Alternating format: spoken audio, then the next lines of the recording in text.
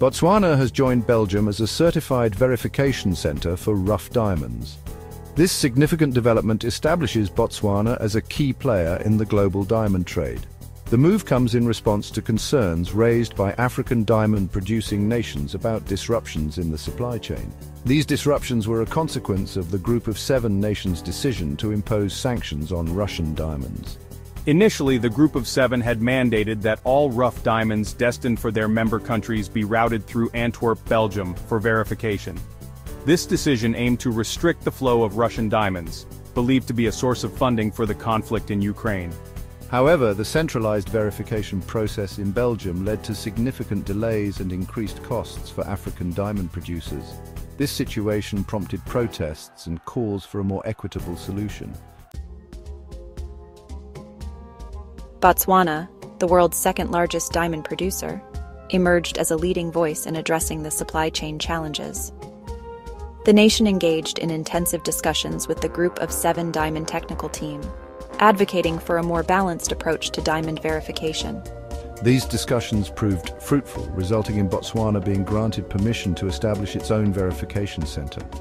This decision recognizes Botswana's long-standing experience and expertise in the diamond industry. The move is expected to streamline the verification process, reducing delays and costs for African producers. It also signifies a shift towards a more inclusive system that acknowledges the concerns and capabilities of diamond-producing nations beyond traditional centers like Belgium. Botswana has a well-established track record in diamond verification and certification. The country is a long-standing participant in the Kimberley process, an international initiative aimed at preventing the trade of conflict diamonds. Through its involvement in the Kimberley process, Botswana has developed robust systems and infrastructure for diamond certification. The country's commitment to ethical and sustainable diamond mining practices has also earned it a strong reputation within the industry. Botswana views its new verification center as an opportunity to further strengthen its position as a reliable and responsible source of diamonds.